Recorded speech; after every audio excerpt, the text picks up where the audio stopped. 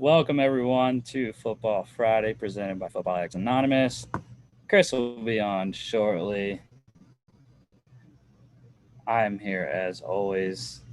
Not sure if anyone else is coming on. I think it's just Chris and I today. But got some NFL news going on. We had the franchise tag deadline yesterday at 4 p.m. Eastern. And we will end the show today with our AFC West season preview, breaking down all four teams' records, looking at the depth charts, new additions, etc., and also giving some fantasy input on what we think their fantasy seasons will look like for the main guys, anyways. So as far as NFL news goes, not too much going on. Like I said, the franchise tag deadline was yesterday, but not a lot of movement. We'll get to that in a little bit. But we'll start off with some trouble that went down this week. So, Richard Sherman, I wouldn't say he's in big trouble, but it is serious charges. He was charged with 5 counts,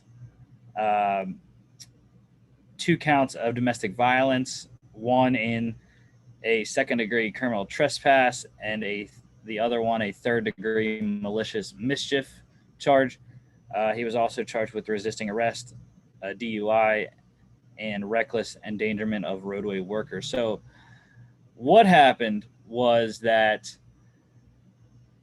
Richard Sherman was essentially driving under the influence, hence the DUI, and crashed his car into a construction zone, got his car off of the highway, and then went to his in-laws' house and tried to break in there. His father-in-law, he locked the door and, was holding Richard out of the house, and he armed himself with a handgun and some pepper spray to ward off Richard there. But he released a statement saying he's truly sorry. He's trying to get the help that he can. He's been dealing with a lot of stuff. We'll see what comes out of it. His hearing was actually today, I believe, and was going to plead not guilty to all counts. So, not sure. What I am sure about is that there is definitely a suspension coming for Richard Sherman. He still hasn't signed with anyone, and Chris and I and most of the other guys, we've been saying, like, why is this guy not signed? He is clearly the best defensive back available in free agency left, and I guess this is part of the reason. He was having some personal issues, and he has to get those worked out before a team be comfortable with signing him. So, other person getting in trouble just today, this morning, announced by himself on his Instagram. Saints defensive tackle David Onyemata, he has been suspended the first 6 games for violating the PED policy of the NFL. Now, Chris and I talked about this on Tuesday when we had the NFC South show. The Saints are not deep at the interior defensive line. Losing Sheldon Rankins. They also, I'm blanking on the other guy that they lost.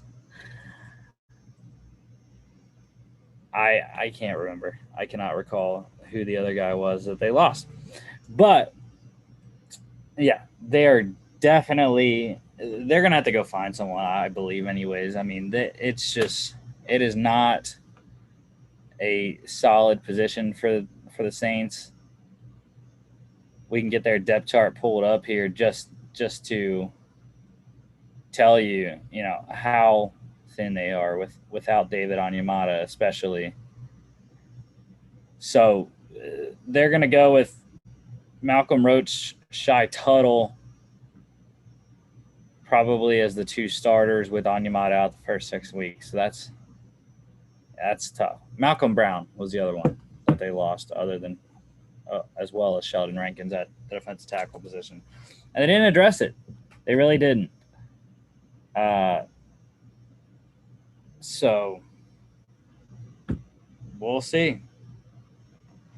I think teams are going to be able to run more on them. I mean, their linebackers are pretty solid starters anyways, but I just think without quality defensive tackle depth, it's going to be tough to stop the run because, it frees up your linebackers. So that's an issue that the Saints will have to try to address.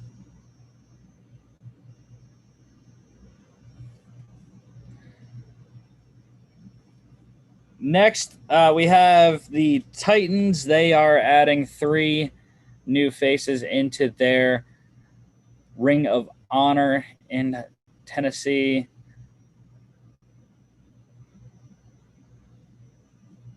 The 3 are former Oilers head coach Bum Phillips, former Titans head coach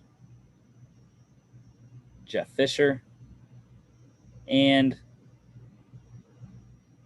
former linebackers coach, assistant GM, and GM Floyd Reese. So I'll give you a little bit about each guy here. Bum Phillips coached the Oilers from 1975 to 1980.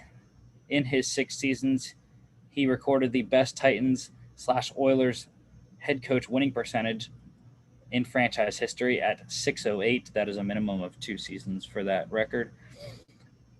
He also guided the Oilers to a 59-38 record, 2 AFC Championship appearances in 1978 and 1979. Now, Jeff Fisher, he was the Tennessee Titans head coach 1994 to 2010. Now, he orchestrated the move. He assisted in the move of the Houston Titans, or the Houston Oilers to the Tennessee Oilers, and then the Tennessee Oilers to the Tennessee Titans. I believe that is how it went. Don't quote me on that, but I do believe it was Houston Oilers, Tennessee Oilers, and then Tennessee Titans, as far as I remember. But he is the winningest head coach in franchise history, 147 wins, 142 in the regular season, 5 in the postseason. He also guided the Titans to their only Super Bowl appearance ever. That was Super Bowl 34, where they lost to the Rams and Kurt Warner, the Kevin Dyson stretching out 1 yard short play in 1999 season. Anyways, he is the only head coach in Titans and Oilers history to win 13 games, doing that 3 times in 99, 2000, and 2008. That is Jeff Fisher. And Floyd Reese, I had not heard of Floyd Reese before, but he is very accomplished and very deserving of this honor. So was the Oilers linebackers coach from 86 to 89, the assistant GM from 90 to 93, and then finally the GM from 1994 to 2006. He was the one who hired Jeff Fisher in 1994. His teams made, in his 21 seasons with the Oilers and Titans, his teams made the playoffs 11 times, 111 wins came as a GM, 106 regular season, 5 in the postseason, 2 AFC Championship appearances, and also that 1 Super Bowl, like I mentioned, with Coach Fisher. Notable players that he acquired in his tenure as GM: quarterbacks Steve McNair and Vince Young, running back Eddie George, tight end Frank Wycheck, DNs Javon Curse and Kyle Vanden Bosch, wide receiver Derek Mason, linebacker Keith Bullock, center Kevin Mawai, punter Craig Hendrick, and D tackle Albert Hainsworth. Now, those players combined to record 27 Pro Bowls, 3 Rookie of the Years. That was Eddie George, Javon Curse, and Vince Young, and 1 AP co-MVP. That was Steve McNair in 2003, being the co-MVP with Peyton Manning that year.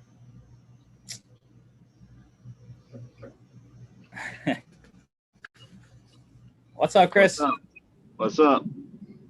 Nothing much. Just rolling through the NFL news here. Huh? I didn't know if you had any thoughts on the Richard Sherman, David Onyemata, or the Titans Ring of Honor selectees. Well, the Richard Sherman thing, it just seems to keep getting worse for him. And I mean, I had originally thought that he was going to be like a late training camp signing or something, but now with all this legal trouble that he's in and all that, I don't know. Like I said, it's not looking good for him. I don't know if he's going to latch onto a team, even if he does get past all of this this domestic violence and all that other stuff that he's been accused of or charged of or whatever else. And as for the Onyemata thing, we talked about it on Tuesday when we went over the Saints. He was a big piece of their defensive line there to kind of help Cam Jordan and some of the young guys like Turner and whoever else is there. But now if he's going to be suspended for the first quarter or first third of the season, then, I mean, I can't remember the Saints' first 6 games off the top of my head, but regardless, I think that he's a big loss for them for that first third of the season. Yeah, that's what I said too, man. They have to go do something now. I mean, it's going to be tough going in with Malcolm Roach and Shai Tuttle as your 2 starting defensive tackles. So. Yeah, I don't know. Have either one of them had any sort of NFL experience yet? Roach does, I believe. Tuttle not as much, but he was a draft pick of the Saints a couple years ago. I believe third. I could be wrong, but he might have been like a 3rd-round pick, actually, Shai Tuttle. Yeah, but neither one of them have really played significant roles in the past, I don't think. So, at least not at the NFL level. So, yeah, like you said, they need to do something, whether that's find somebody else in free agency or hope that a solid NFL vet gets cut in training camp or something, or go out and trade for one. I don't know, but yeah, they definitely need somebody else on that line. And as for the got through was the Titan of Honor so far. Yeah, and remind me who it was though that was inducted. Yeah, Bum Phillips, Jeff Fisher, and Floyd Reese. I can reread what I had. The Jeff Fisher one is kind of surprising to me because I always thought of him as a very average coach. I mean, maybe that was more when he was with the Rams, but still, I never thought he was that great of a coach. But yeah, none of those. I mean, Bum Phillips kind of, yeah, but the other 2 are so for me. Yeah, well, like I said, I can tell you what I had just read for everyone else there. The Bum Phillips, Oilers head coach, 75-80. He is the best head coach winning percentage in Titans/Oilers history at 608. That's a minimum of 2 seasons, 59-38 career record, and 2 AFC Championship game appearances in 78 and 79. Now, Jeff Fisher, 94 to 2010 Titans head coach, winningest head coach in franchise history, 147 wins, 142 in the regular season, 5 in the postseason, 1 Super Bowl appearance in the 99 season, losing to the Rams in Super Bowl 34. Kevin Dyson, 1 yard short. And he's also the only head coach in Titans Oilers history to record 13 wins in a season, which he did 3 times in 99, 2000, and 2008. And Floyd Reese, I had not really known who Floyd Reese was, but his resume is pretty solid. Linebackers coach from 86 to 89, assistant GM from 90 to 93, and then the GM of the Titans, 94 to 2006. Teams made the playoff 11 times, 111 wins as a GM, 106 in the regular season, 5 in the season, 2 AFC Championship game appearances, 1 Super Bowl, which was at Super Bowl 34. And he also was the GM that hired Jeff Fisher.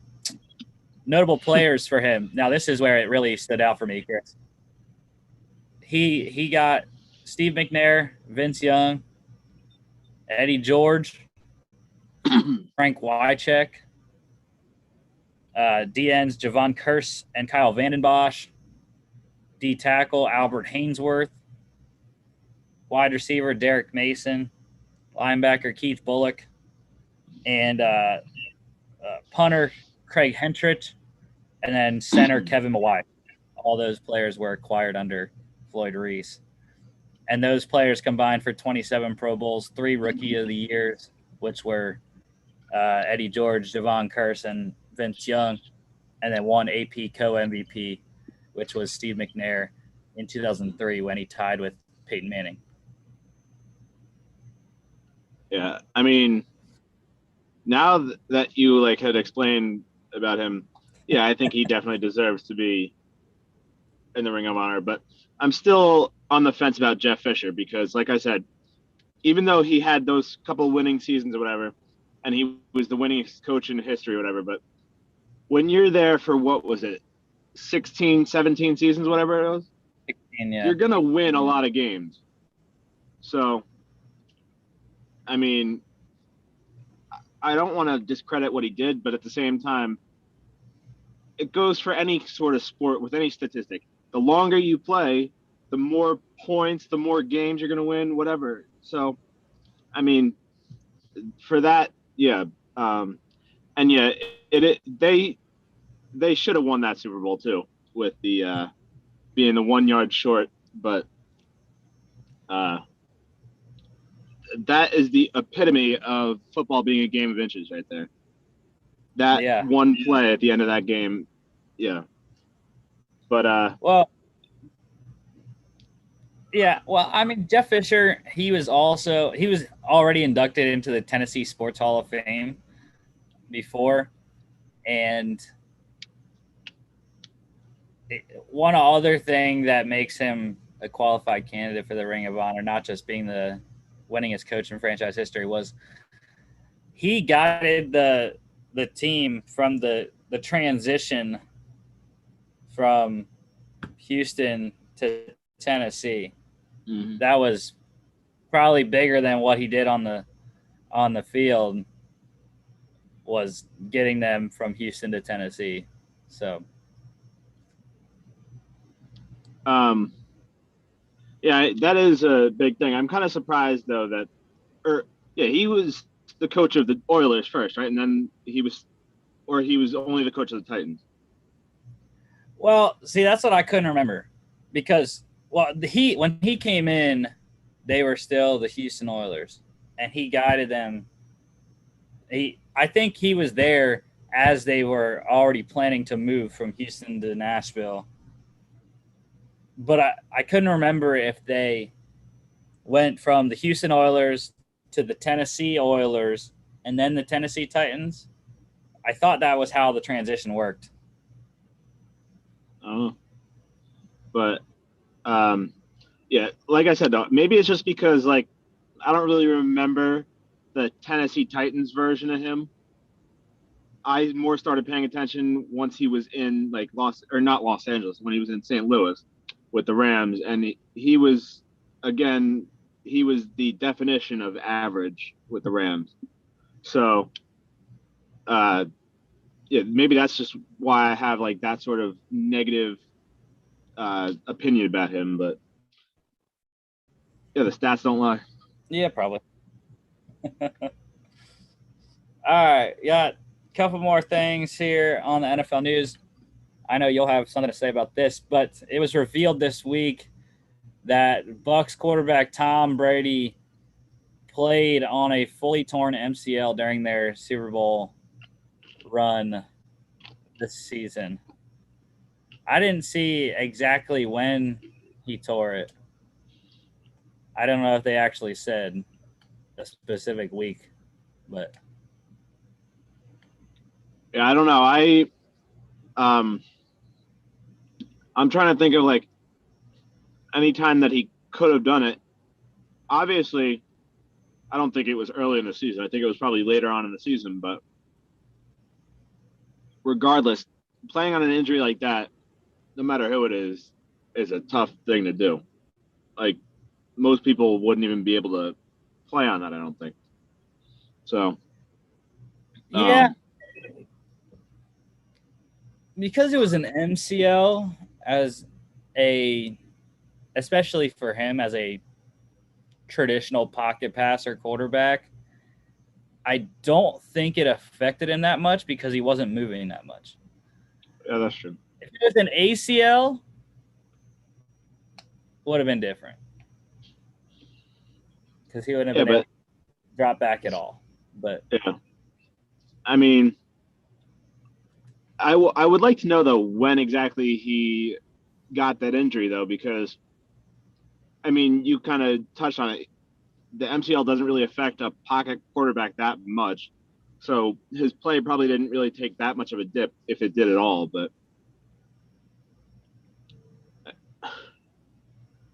yeah, I don't have much to say about him.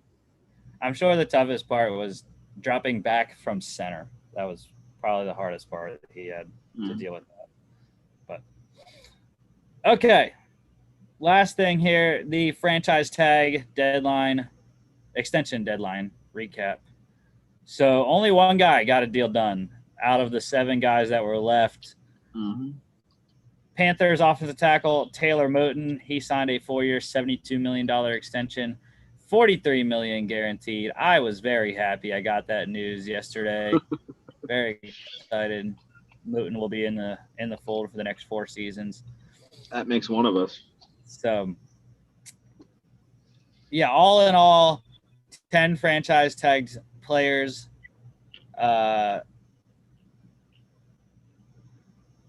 3 got extensions. Wouldn't it be 4? Because there was it 11 franchise tagged and 4. Moton. Well, there was 6 guys left. Justin Simmons. Leonard Williams too. Yeah. So there was 10 tags and 6 didn't get a deal. Okay, that's what I thought. But yeah, at least one of us was happy on the tag deadline. Both of my teams didn't get a deal done, so I mean, I wasn't really expecting it, but I was kind of hoping for an extension. But so the guys left: Saints safety Marcus Williams, Jets safety Marcus May, Bucks wide receiver Chris Godwin, Bears wide receiver Allen Robinson, and Jags offensive tackle Cam Robinson. All those guys, they are playing on their first franchise tag. And then Washington football team guard Brandon Sheriff, he is the only one playing on their second franchise tag. So, yeah, I'm interested to see what the numbers go to for next year, because especially for Sheriff with if it's going to be his third, because I don't know if Washington will exercise it for a third time in a row, but there's no way. Yeah, that would be astronomical. Well, is there any rule about signing a player or tagging a player for any number of years in a row, or is it just the rising tag to try to defer teams from doing that?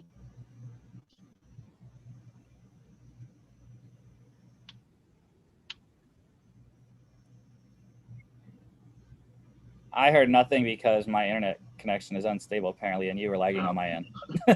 No, I was saying, like, is there any rule in the NFL about tagging a player for a certain number of years in a row, or is it just the rising tag to try to defer the player or defer the teams from tagging the players that many times in a row?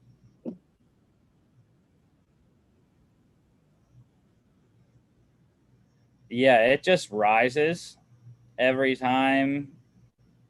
I don't recall what the number, the percentage is, because the tag itself is the top 5 paid at the position average.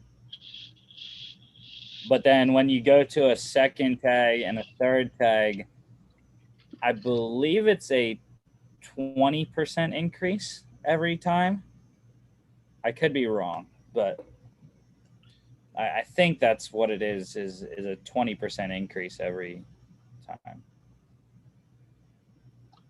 20% of the first tag, or 20% of like the average from that second year for the top 5?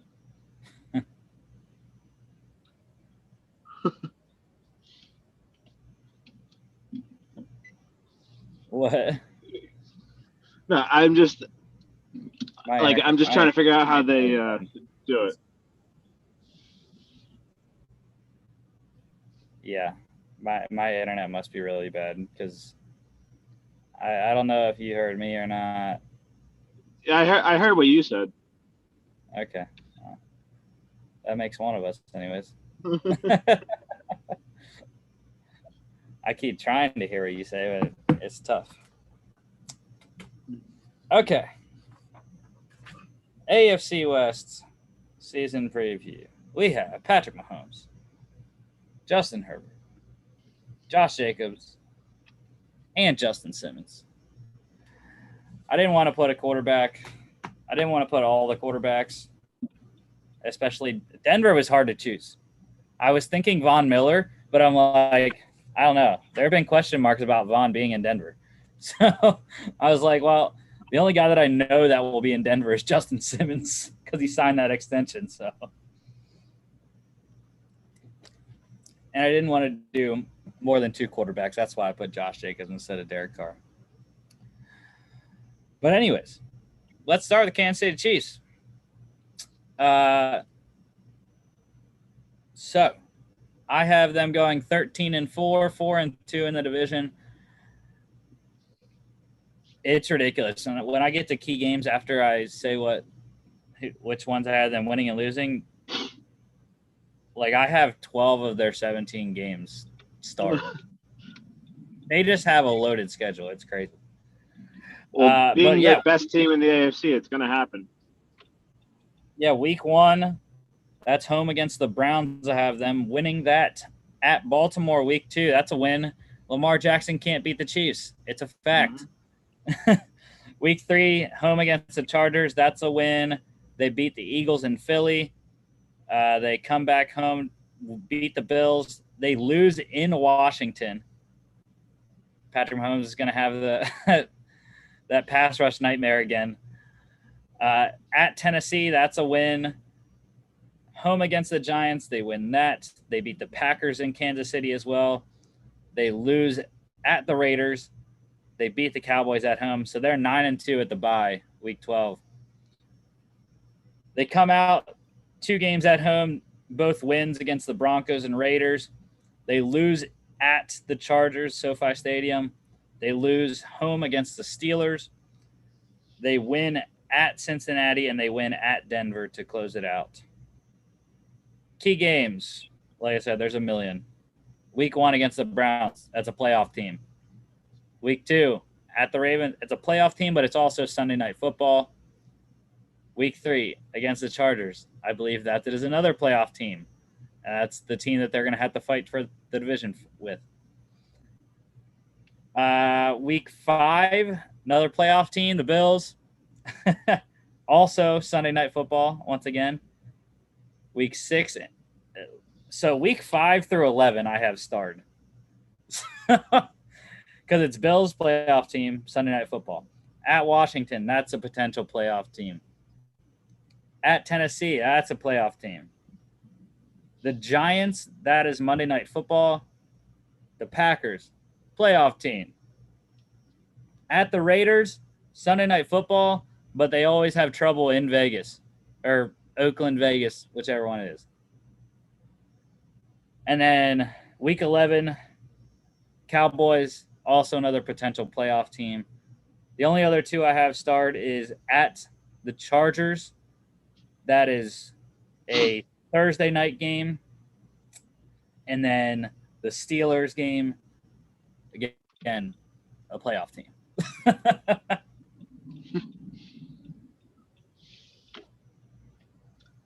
Yeah,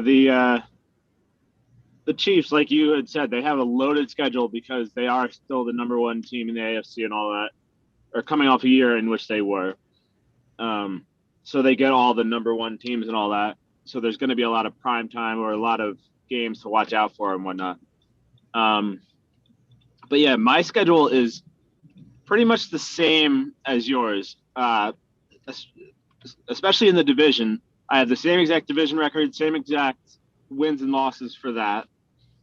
Going 4-2, 3-0 at home, and then beating the Broncos in Denver, and then losing to the other two away. And then, yeah, pretty much the only game I think I might switch is the Washington game. I think I'd switch that one to a win. And I don't know. I think that the Bills might have their number at least for the regular season this year. I think that the Bills will win the regular season matchup, but if they play again in the playoffs, I think the Chiefs will win that one. But yeah, I have the same record as you, but just those games switched around. Yeah, I think it's possible that the Bills and Steelers games are switched. I just think that because it was in Kansas City early on in the season that the Bills would lose. It's also Sunday Night Football, so that's a factor. The reason I had the Steelers beating them is the pass rush with TJ Watt. Alex Highsmith will have 15 weeks by then, so he will be a vet, no longer just a second-year player. He'll be game tested by then. So I think that's why the Steelers will be able to get him. And they almost beat the Chiefs in Pittsburgh. That was 2 years ago during the Chiefs Super Bowl run when they won 2 years ago. So, and that was a shootout in Pittsburgh too. So, yeah, I don't know. I don't think that Roethlisberger couldn't do that anymore. Like, I don't think if it's going to be like above 35 points, I don't think he can keep up. Well, that's the thing. That's what they're not trying to do this year. I'm just saying, if he were to get into a shootout with Kansas City, I don't think that they have a chance. Yeah. All right, depth chart for the Chiefs. First guy I have starred is Darrell Williams. He is the new backup to Clyde Edwards-Helaire, taking the place of Damian Williams, who left for the Bears. We'll see what he can do in a more prominent backup role. I think Jerick McKinnon. I don't know. Jerick McKinnon is listed above Darwin Thompson right now, but I feel like Darwin Thompson's the better player, especially at this stage of Jerick McKinnon's career. Yeah.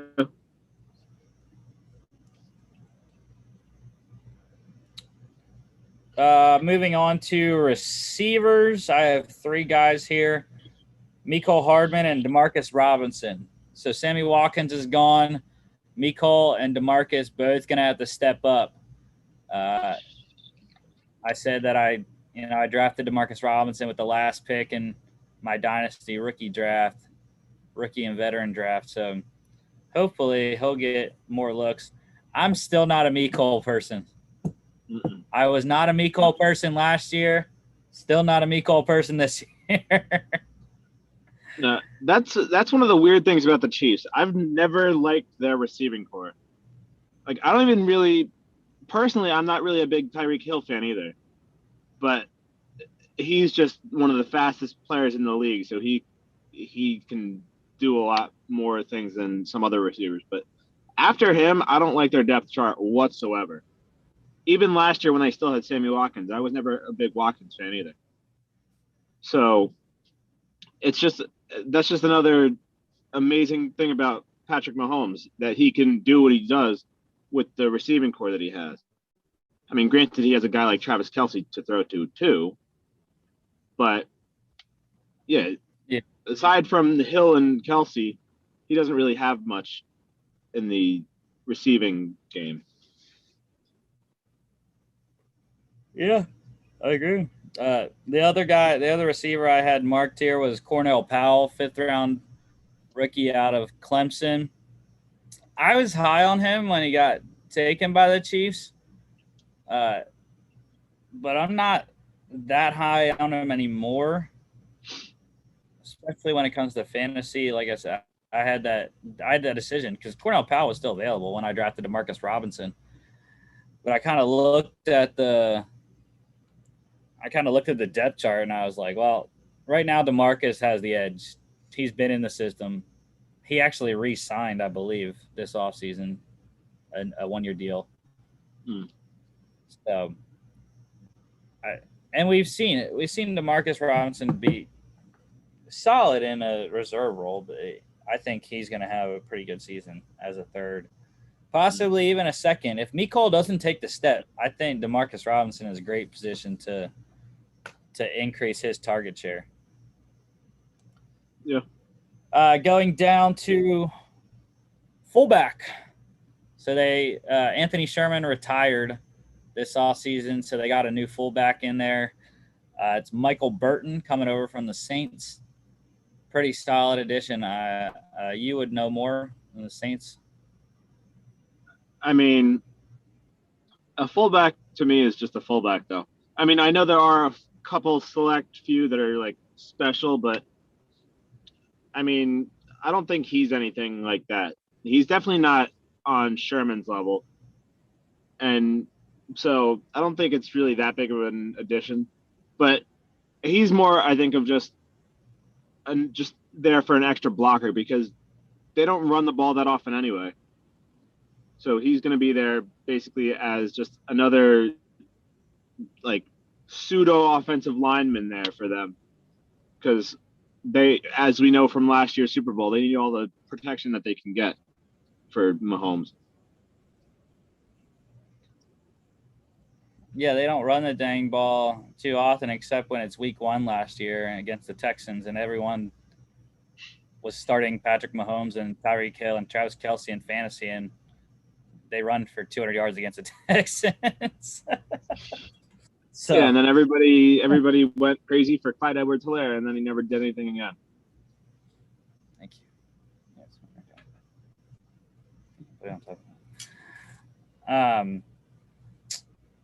All right. A lot of talk about this offensive line. I'll say 4 new guys, technically.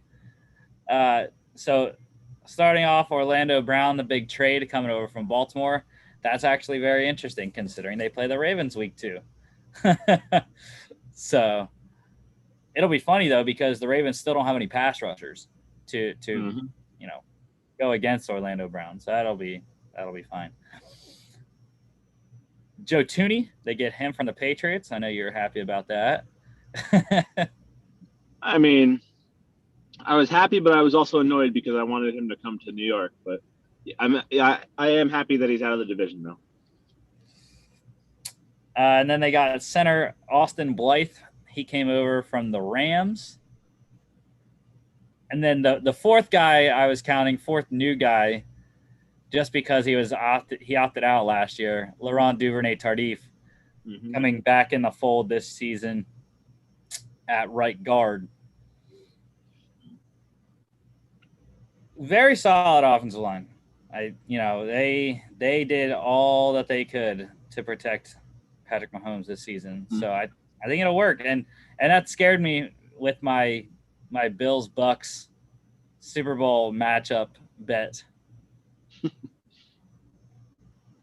I put that in pre-free agency.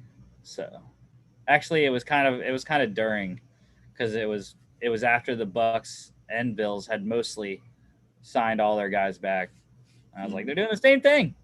Let's roll it. Yeah. I mean, I don't know though. I feel like they're going to run into the same problem they did this year though. Because yes, they have a solid starting offensive line. But if they hit the same injury bug that they did last year on that line, I feel like their depth isn't really there still. Because they didn't really add to what they had. They kind of just replaced what they had. So they didn't, like I said, they didn't add depth. They just kind of replaced what they already had there. Yeah, like I said, interior offensive line, I think they're perfect. They are fine. Nick Allegretti is the backup at left guard. Creed Humphrey, who they drafted in the second round out of Oklahoma, he's the backup at center. And then Kyle Long, who came over from the Bears, coming out of retirement this season. He is the backup to Duvernay-Tardif at right guard. Didn't Long already get hurt, though, or something? Yeah, he had a minor injury. I'm just saying, it's a sign of things to come, possibly. But they also have Andrew Wiley, who had been a starter for the Chiefs before at guard. And they also have sixth-round rookie out of Tennessee, Trey Smith, there on the interior. I think the issue is if Brown or Remmers goes down at the tackle spot, because then it turns to Wyatt Miller, Lucas Niang, and Prince Tega Wanago. Niang, the best out of those three. Well, I mean, if something were to happen to one of those guys, did Eric Fisher ever get picked up by anybody? Yes. I can't recall who. Yeah, but he did that's what I was trying to remember, because I was like, if somebody gets hurt, they could just bring him back because of the familiarity and stuff. But yeah, I think that the tackle free agents are very few and far between at this point. So I don't even know what they would do if one of those guys does go down. Oh yeah, Eric Fisher went to Indy. Oh yeah, that's right. Yeah, they would be royally screwed if Orlando Brown got injured. That would be a massive blow that they would not be able to come back from unless they traded for someone like they already did. Defensively, couple guys here on the defensive line, new starters. 2020 fifth-round pick Mike Dana out of Michigan. 13 games last year, only started one, though.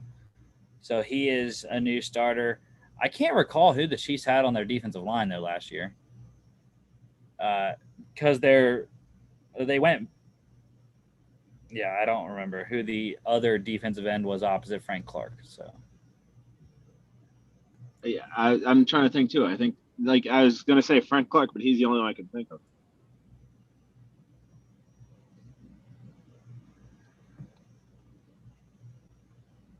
Yeah. The other guy on the defensive line is Jaron Reed coming over from the Seahawks, new defensive tackle.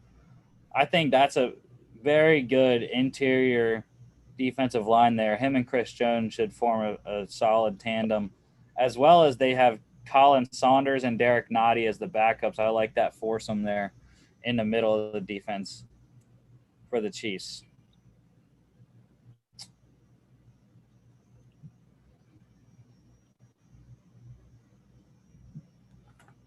Linebacker-wise, Nick Bolton, second-round rookie out of Missouri this year. He will start at will linebacker on the weak side. I liked Nick Bolton coming out. I thought he was a solid draft pick by the Brett Veach and the Chiefs there. And then the other linebacker starter, anyways, that I had to talk about was strong side linebacker for Willie Gay. He's a 2020 second-round pick. Played in all 16 games last year, started half of them. I believe he was a starter down the stretch and into the playoff run for Kansas City. Yeah, that I still think that their defense has a little bit of work to do, but I think it's definitely better than it has been in the last few years, especially in that linebacker spot.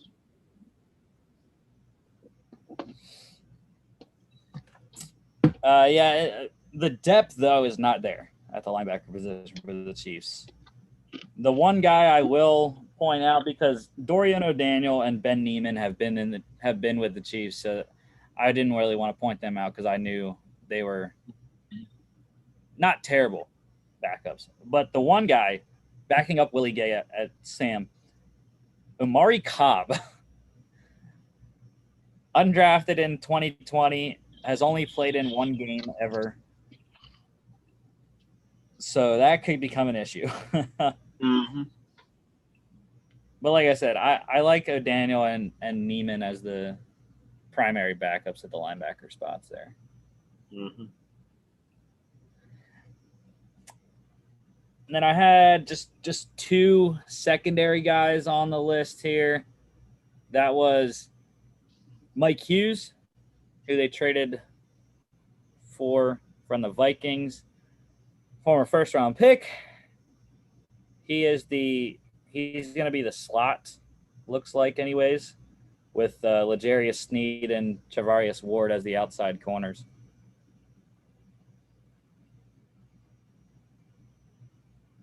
Yeah, the cornerback position, I think, is another position that they really need to work on. Because, I don't really trust their secondary, other than maybe Tyrann Mathieu, but I don't really like anybody else in their secondary.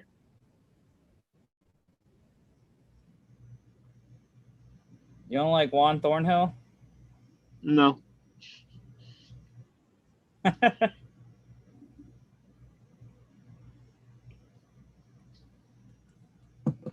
Well, the other guy that I had listed on their secondary is Will Parks, getting him from the Broncos after his second stint with the Broncos, getting signed by the Eagles in the offseason last year, getting released, and then going back to Denver.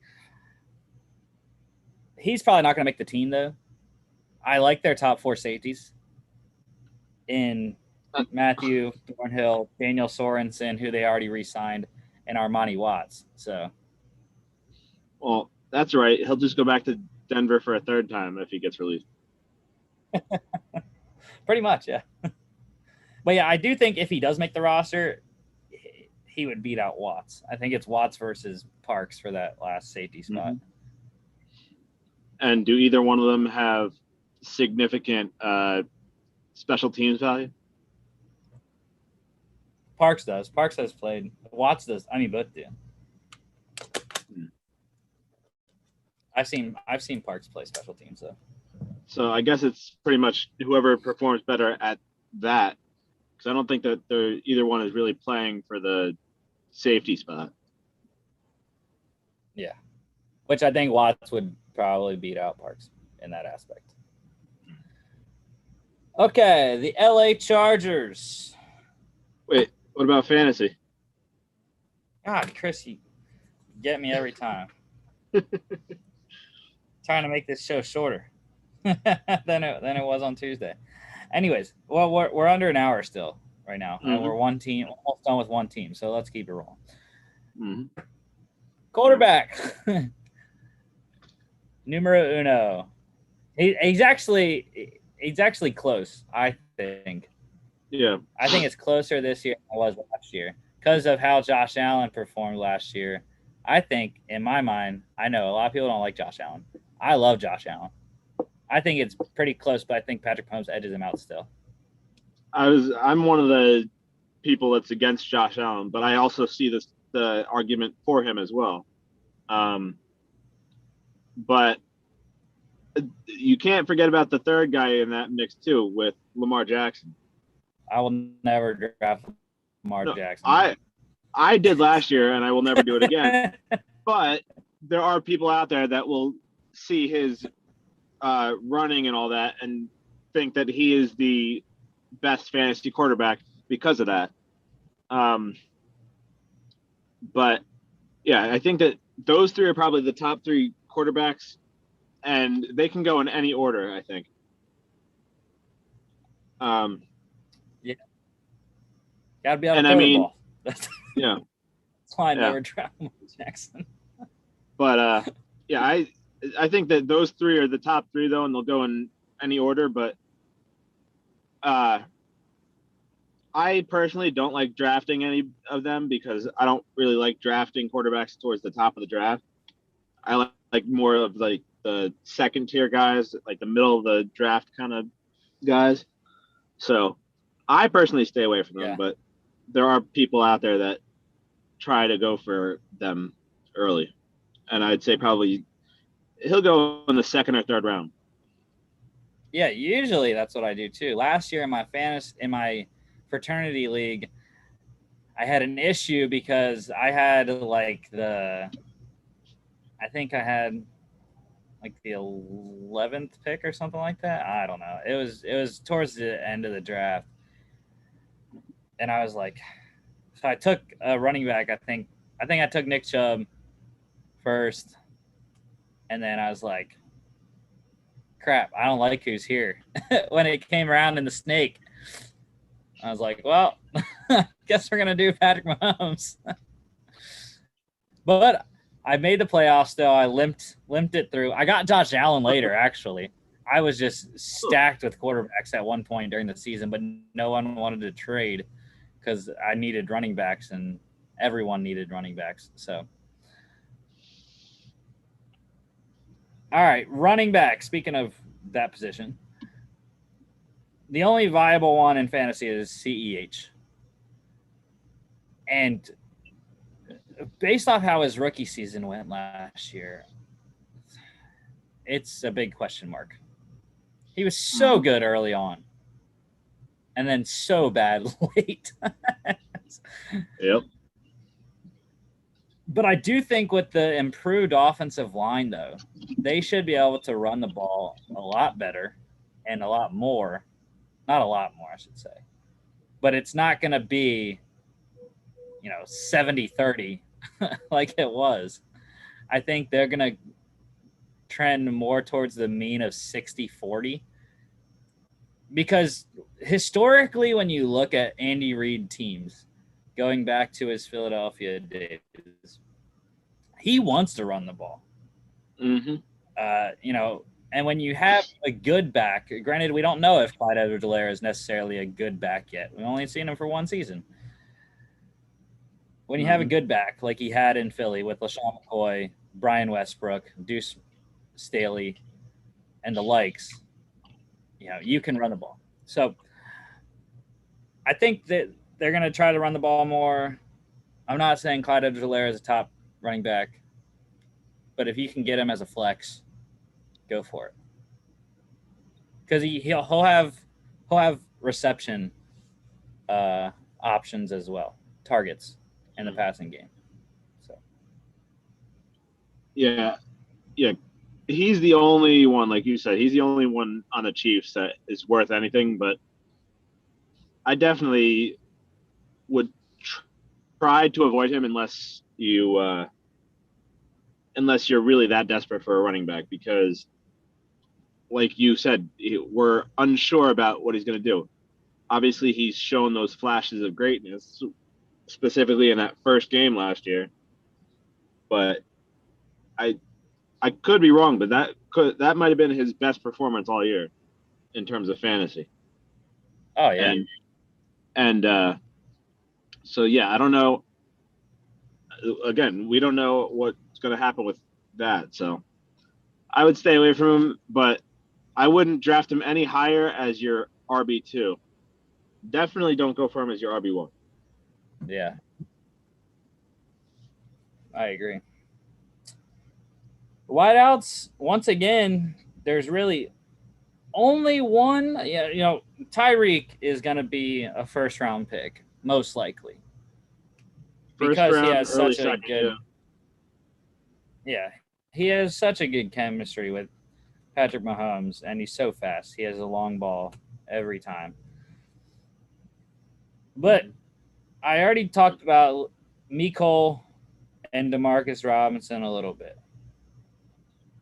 Like I said, I've never been a big Mecole guy, so I'm not drafting Mecole. But you can. Both him and Robinson, I think, are options in the flex.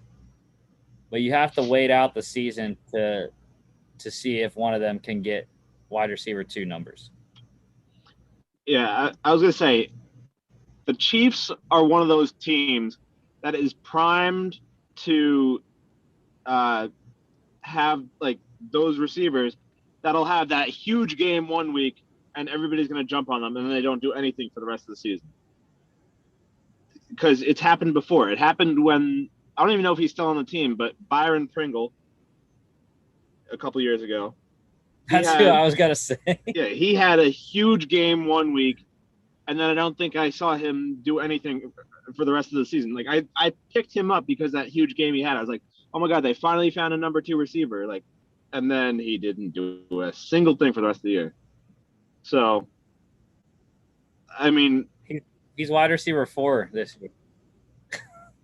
So, like, that's all I'm saying with the Chiefs wide receivers. Other than Hill, be very cautious with drafting the other 2 or 3 if you want to put Pringle in there. Yeah, definitely Cornell Powell is an option in dynasty leagues. I think he has a chance, just not going to do much this year. Tight end, obvious. Mr. Kelce. In contention as the number 1. Him and George Kittle.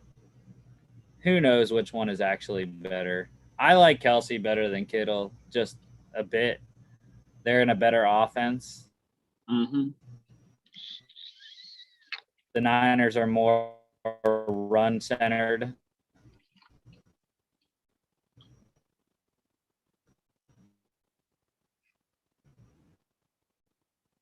But they persuaded, it's where he is. But in the third round, that's where I love getting Travis Kelce. Yeah, Kelce is definitely the better of those tight ends. He's definitely I think he's the unanimous number 1 tight end that'll come off the board. But obviously there is still those people that'll draft Kelce first. But I mean, that'll draft Kittle first. But I'm kind of wary about Kittle because of the injury and stuff. I mean, I know he came back from it already and stuff, but he already got an injury, so who's to say it's 100% healed and he won't get injured again? So, and yeah, there is also the whole thing about being in a better offense with Kelce too. So, Kelce, but again with that though, tight ends, I'm not one to draft the tight ends very high either. I definitely prefer the middle of the pack guys, kind of like, well, we've talked about it plenty of times before with Mark Andrews from the Ravens. I'd rather pick him up in like the 4th or 5th round rather than going for a guy like Kelsey, who's probably going to be gone within the first 2 rounds. I just think that there's much better value for those middle of the ground tight ends than getting a guy like Kelsey or Kittle. And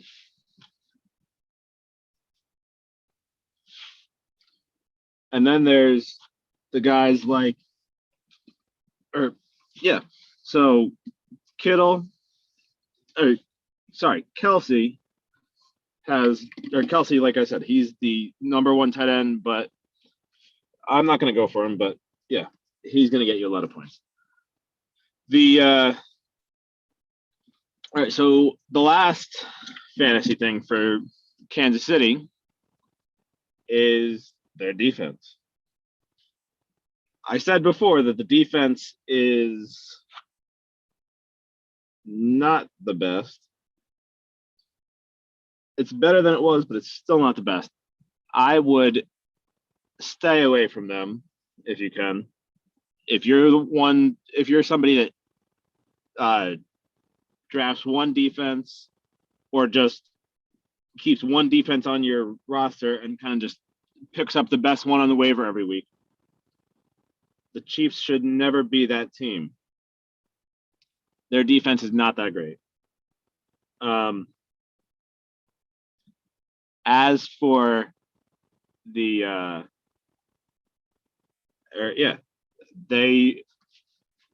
I could maybe see a scenario where they are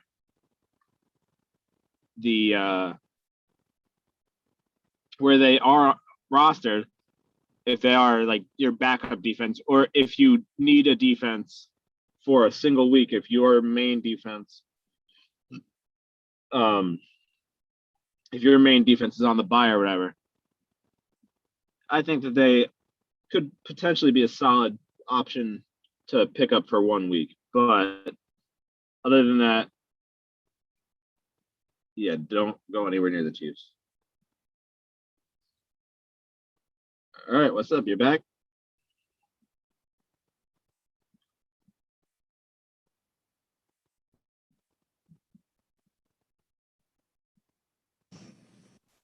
Okay.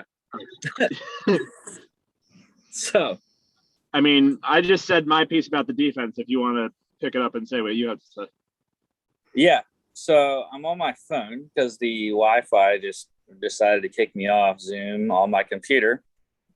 And it's probably not going to sound as great on the sound, but I'm going to put the phone as close to the speaker as I can to get your recorded audio. Chris, that should be fine. But anyways, yeah, the Chiefs defense, I don't know. Never been a great fantasy unit. Mecole is the returner, and I've already said so many bad things about Mecole, but yeah,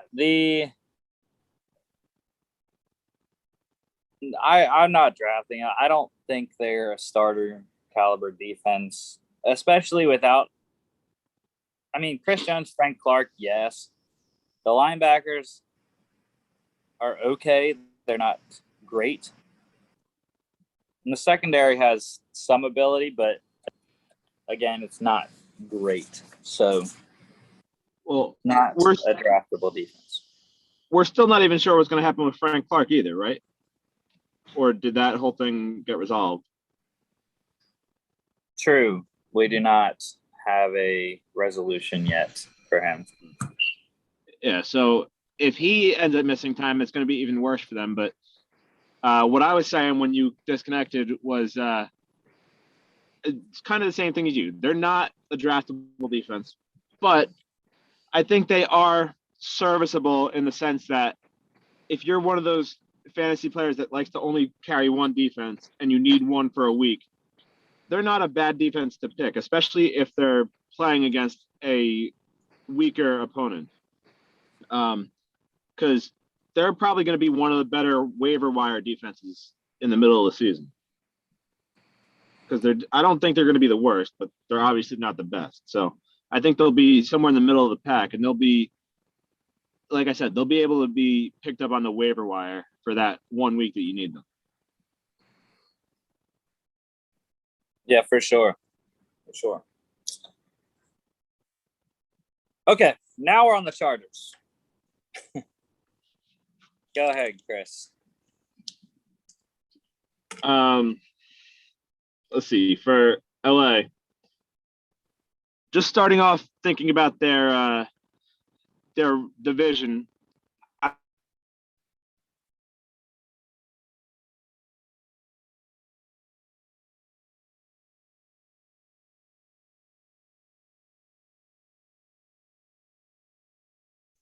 You have yourself muted.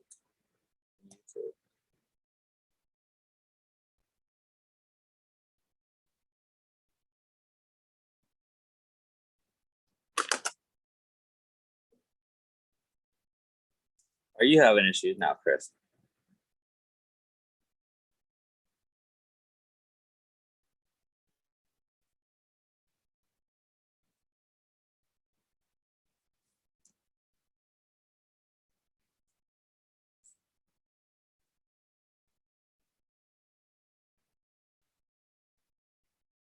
I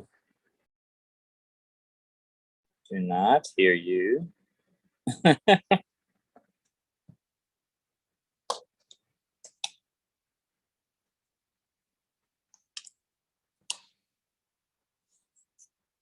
So I have no idea what's going on.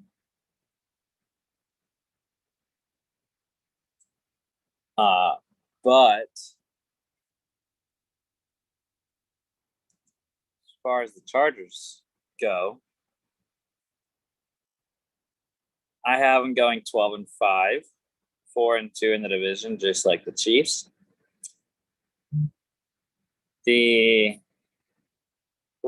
The record here, week 1, that's a win at Washington.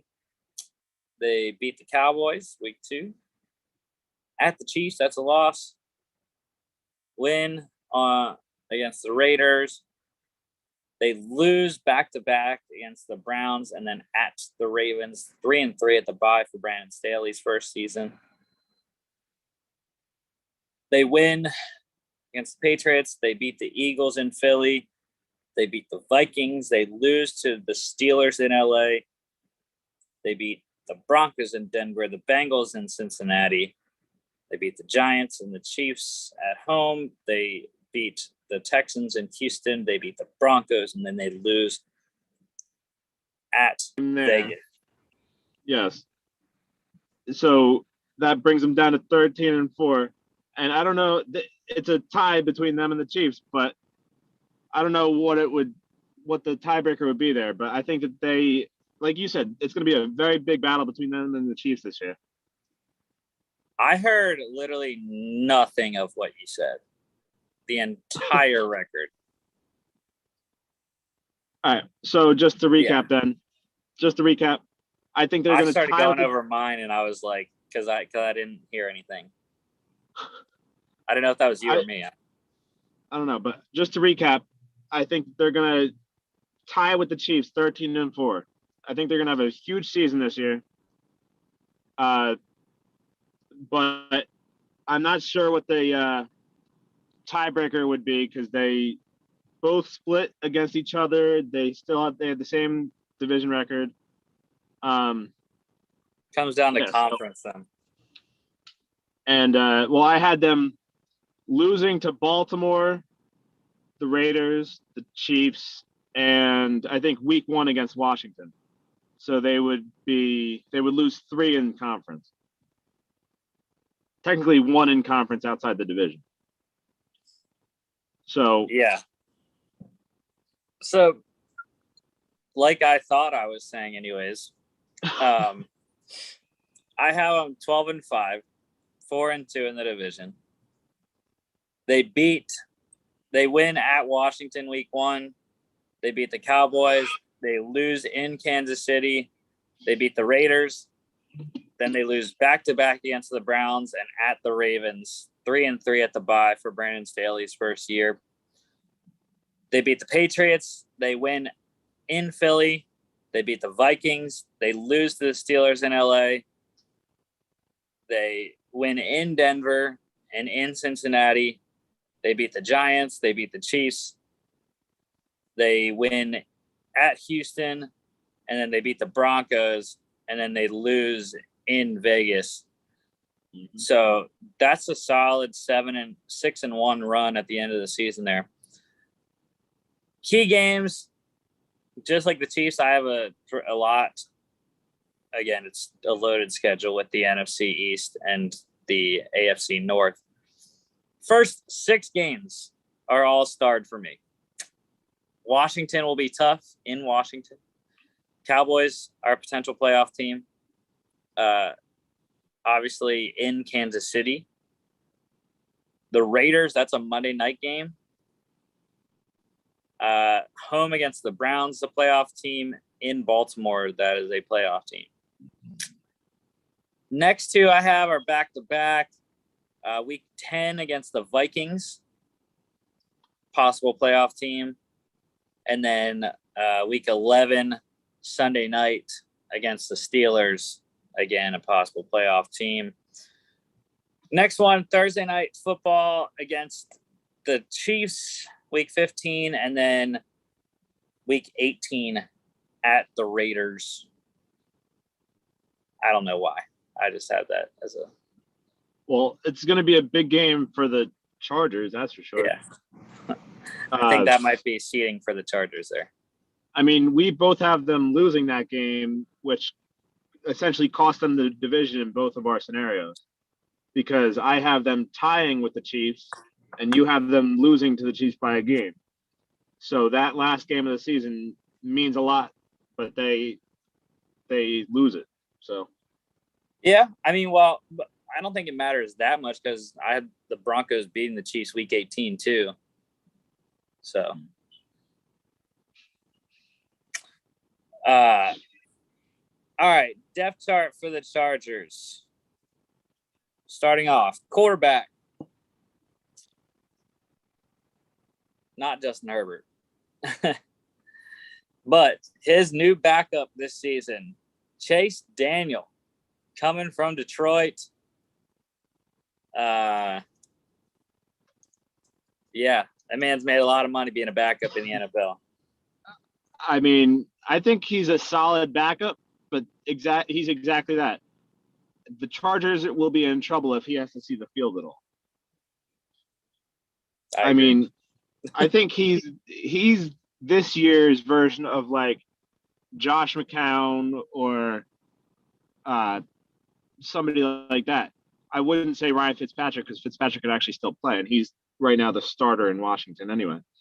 So, yeah, I think he's definitely the better suited for like the mentor type of role rather than an actual backup ready to play.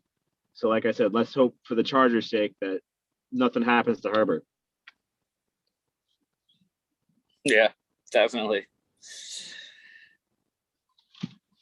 Next, running back. I just have one, and that is the 4th-string guy right now, technically.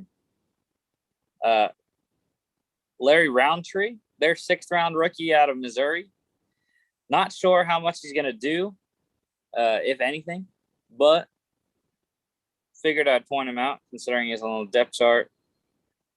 Has 3 decent, pretty solid guys ahead of him. I mean,